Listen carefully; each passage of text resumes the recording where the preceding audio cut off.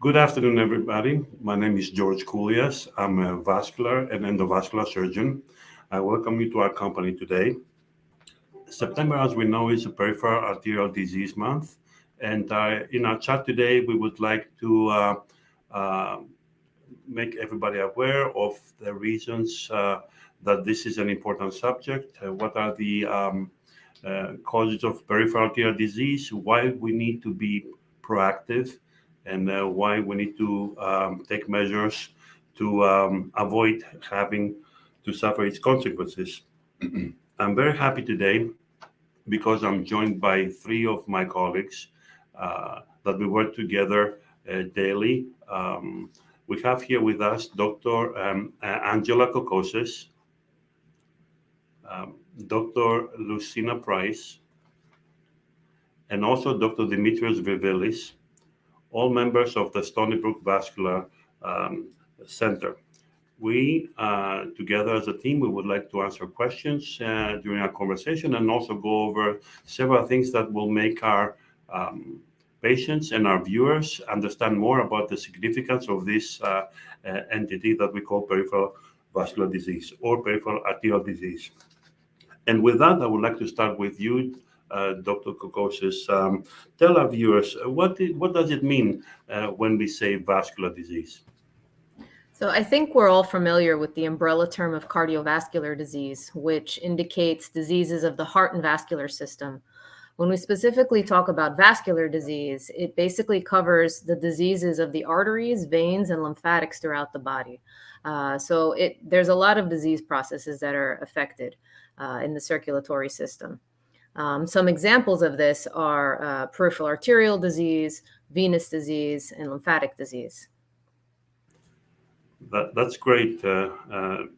Kokoses. And that leads us to our next topic. Dr. Vivilis, could you please describe to us exactly what is it that causes peripheral arterial disease? Absolutely. Thank you, George.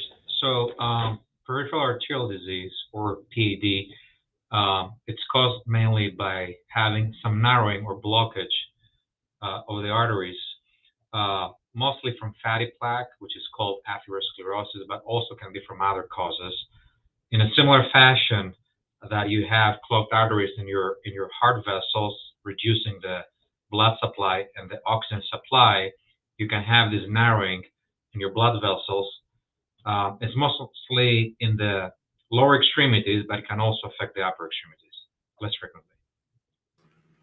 Thank you for your answer. Now, and with that in mind, Dr. Price, why is this really important to address this early and know early in our patient's life that somebody has peripheral arterial disease? All right, well, thank you, Dr. Coulias. So peripheral arterial disease is common and it's oftentimes treatable. Unfortunately, it's oftentimes under-recognized and underdiagnosed. Peripheral arterial disease affects nearly 10 million people in the United States. What's important about peripheral arterial disease is not only the disease process itself, but it's also associated with other serious medical conditions like heart disease and cerebrovascular disease, so things like stroke. And so early detection of this disease can also let us screen for other medical processes. It can also let us increase awareness, and so that we could do our due diligence and try to prevent the progression of disease. And in some instances, early treatment is necessary. Over 150,000 amputations occur per year in the United States. And if we're able to identify individuals that are at risk for this and the consequences of peripheral arterial disease, then I think it's incredibly important. What we're doing today is increasing awareness and trying to identify ways that we can try to prevent this in our patients. Thank you, Dr. Price. I think Dr. Price's comments, together with Dr. Vivilis and Dr. Kokoses, were very important. We realize that peripheral arterial disease is not something that has to do with the legs. It has to do with the entire body. It could be in the neck, in the arteries that go to our brain, could be in our upper extremities, in our arms, could be in our belly, could be in our lower extremities. So it can be essentially anywhere in the body. And with that, I would like to ask Dr. Vivilis, Dr. Vivilis, what are the risk factors for somebody to develop peripheral arterial disease? I think that smoking and diabetes are two major risk factors in the current era, but obviously hypertension, obesity, family history, high blood pressure, and high cholesterol can also contribute to peripheral arterial disease. Thank you. And now something that I'm sure is very interesting to a lot of our viewers. Dr. Kokosis, is there a difference today on how PAD impacts females compared to males? So it's interesting in that females and males have basically a similar rate of developing peripheral arterial disease. The unfortunate truth is that females tend to be underdiagnosed. And a lot of this has to do with coexisting factors and confounders that are typically found in females more than males, such as osteoarthritis, spinal stenosis, rheumatologic disorders, which tend to be very prevalent, especially in postmenopausal females. So a lot of the symptoms are masked. And as a result, females are diagnosed later, have poorer outcomes, even in spite of undergoing interventions. They don't fare so well. So I think awareness is very important, especially when it comes to the different sexes, to understand that it's actually equivalent. That was very interesting, and thank you for your answer, Dr. Kokosis. It's very interesting to know that female patients, especially postmenopausal, have other entities, osteoarthritis, back pain, and lumbar disease, entities that mask sometimes their peripheral arterial disease, and when they seek attention, medical attention, at that point they could be a little bit more advanced. Thank you for this answer. Now, Dr. Price, another I think very interesting subject for our viewers would be how do you think PAD impacts different populations? Yeah, I think that's a very important topic. And through research, we see that there's so many health disparities, particularly within the United States and within the world. And these can be based on your socioeconomic state, so your income, your education, your race, where you live. All of these things impact your diagnosis of peripheral arterial disease, the development of the disease, and then how it's addressed and treated. And I think that's one of the important things that what we're doing today is so important, is trying to increase awareness and trying to get us to see patients of all different types of ranges. So, for example, approximately 6.5 million people older than 40 years of age in the United States have peripheral arterial disease. So it is associated with the elderly or the older population. Peripheral arterial disease is associated with lower incomes, with lower attained education. Based on research, we know that peripheral arterial disease has a higher prevalence in Black and Hispanic populations. Their risk of having complications is increased, and the risk of amputations is increased. There have been other papers that actually show a documented survival or ability to survive better than other populations in the Hispanic and the Black population. So I think awareness is incredibly important. I think it's our job as healthcare providers and also as members of the community to really do our due diligence in trying to decrease these disparities as much as possible. And at Stony Brook Medicine, we actually have a free peripheral arterial screening program that we highly encourage our viewers and our members of our community to log in and see if you're at risk for peripheral arterial disease and see if there's possibly more studies that are necessary.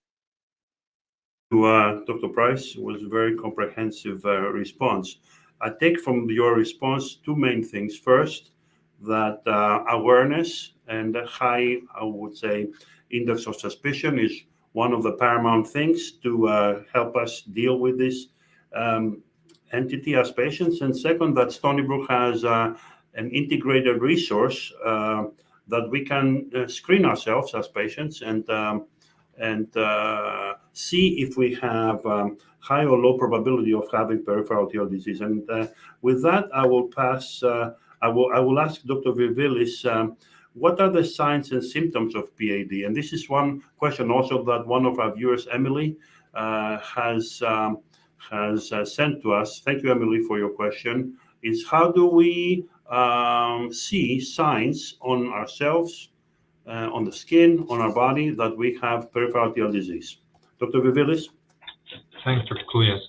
So the symptomatology range depends the degree of stenosis, the location. Many patients have no symptoms at all, and that's something incidental identified during their screening, versus other patients not able to just do their daily activities, and that affects the quality of life.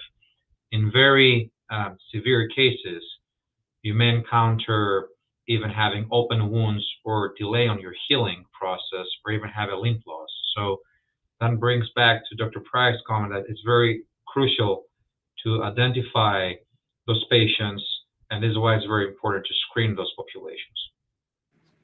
Thank you, Dr. Virbilis. I think that that was a strong message again, that we need to be able to detect with screening initiatives populations that may have high probability of having peripheral arterial disease. And with that, I wanted to ask Dr. Kokosis, how do we diagnose peripheral arterial disease? Thank you. Yeah, so fortunately, it's actually very easy to diagnose and painless. One of the first things that physicians can do is simply check the pulse in the foot or the hand of a patient's extremities just to see if they have a good pulse. And typically, that's the first indication. If there is a non-palpable or the physician can't feel a pulse, then you know that there's something wrong. And these are the patients that Dr. Virbilis was mentioning could be asymptomatic. Once you find that, or if there's a clinical suspicion, there are other non-invasive tests, again, painless, non-invasive, easy tests that can be done to diagnose if there's vascular disease or peripheral arterial disease. One of those is an ultrasound, a duplex ultrasound, which checks the blood flow in the vessels and can detect blockages. The other test is called an ankle brachial index, which is where we place a blood pressure cuff on the ankle and another blood pressure cuff on the arm. And that measures the pressure at the ankles, comparing it to the arms. And if there is a drop in those pressures, then we also know that there is peripheral arterial disease. The next steps in diagnosis would be something such as a CAT scan or an MRI or an angiogram, which would give us more information if we needed to treat that particular patient for their peripheral arterial disease. Thank you, Dr. Kokosis. It was very comprehensive. Now, I'm going to be a little bit more direct and personal with you guys. What do you do to take care of your own vascular health? Dr. Price? So a lot of the things that we can do and what I recommend to my patients, I try to employ in my daily life as well. A lot of the things, and I've talked to everybody about them, they're obviously easier said than done. So it's easier to say, make sure that you get enough exercise, but that's incredibly important. So increasing your physical activity has shown to remarkably improve the outcomes of our patients who have peripheral arterial disease. And so I do my best to try to get outside, walk as much as possible, even take little things and taking the stairs instead of taking the elevator. Those are little things that we can do that make a big difference. Other things that we talk about with our patients, and are abstaining from tobacco, like Dr. Virbilis said. That's incredibly important. Thank you, Dr. Kokosis. Yeah, and also as hard as it is, our diets are incredibly important when it comes to vascular disease. As Dr. Kulias mentioned, it's a systemic illness. It's all over the body. If it's in your heart, it's probably in other places. So, low cholesterol, modifying your diet, low fat, no processed foods, low sugar. If you're a pre-diabetic or you have diabetes, all of these things can reduce the progression and the outcomes of patients with peripheral arterial disease. Thank you. And Dr. Virbilis? I think most of the things were mentioned from my colleagues, but I'm lucky enough not participating or having any. I don't smoke. I don't personally smoke, but definitely we can collaborate with the primary care providers, and there is medication also who can help patients and programs, even within Stony Brook, to help with smoking cessation.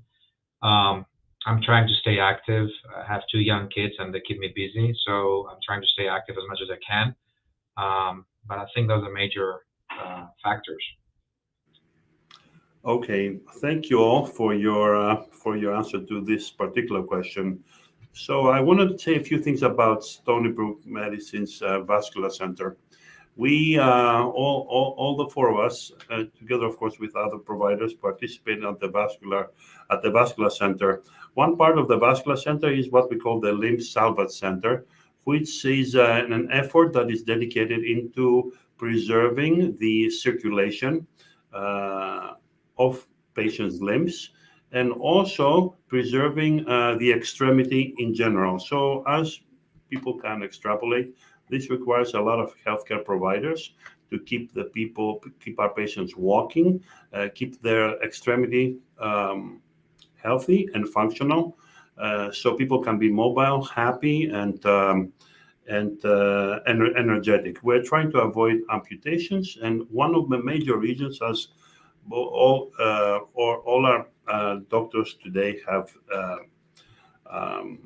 mentioned, Dr. Virbilis, Dr. Kokosis, and Dr. Price, one major reason to lose parts of your extremity is if you have peripheral arterial disease and all the other entities that go with that disease, diabetes, smoking, and cholesterol, and all the other comorbidities. So we want to let people know that here at Stony Brook Medicine's Vascular Center, we are dedicated into preserving the limbs, the good circulation, the good functional status of the patient's extremities. Ultimately, that translates into increased quality of life and reduced risk of having something bad happening to us, and living a happy and healthier life. I would like to ask Dr.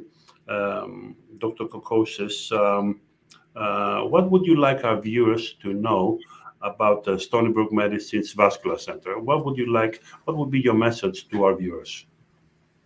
Yeah, I'm proud to be part of our team in that we're very collaborative. We each see patients, very similar patients with similar issues, but at the end of the day, we always discuss patients' problems. We try to collaborate and come up with the best treatment modalities for our patients by talking with each other, looking into the best medicine, the best surgical treatments. So I think that's definitely a strength in our program. Very nice. Dr. Price, what would you like our viewers to know about Stony Brook Medicine's Vascular Center? I think I can echo a lot of things that Dr. Kokosis says. I truly believe that, every person's different. Every person's different. This is not a cookie cutter job that we do.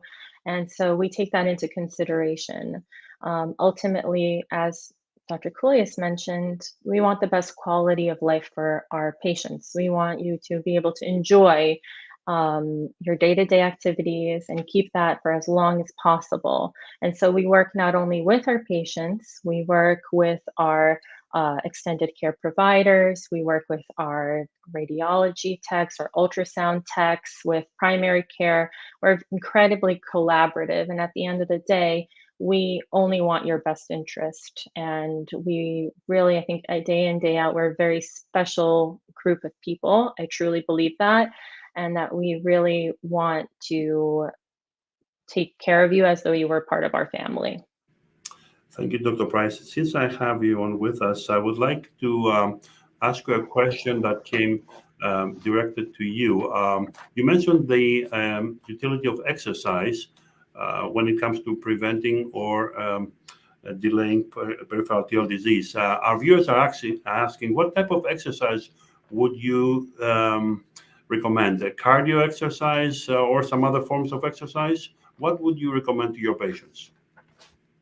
So we normally recommend aerobic exercise, so walking, jogging, biking. It doesn't have to be high impact. You don't have to be boxing or doing anything intensive. We really want to get your heart rate up.